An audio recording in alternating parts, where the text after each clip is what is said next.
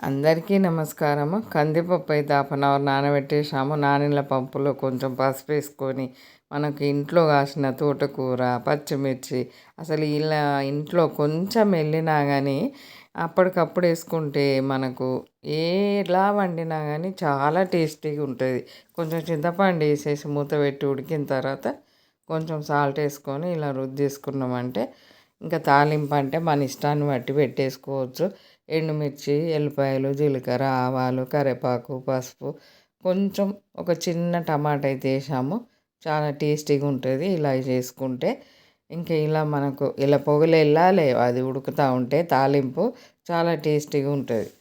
టమాటా వేసినాక కొంచెం ఎక్కువ పెడితే మంచిగా ఉడికిపోతుంది టమాటా. ఈ తాలింపులో కొంచెం సాల్ట్ వేసుకోవాలి. టేస్టీ తోటకూర పప్పు రెడీ. ఈ పప్పు బగారు కొద్ది పొగలు వెళ్ళిందా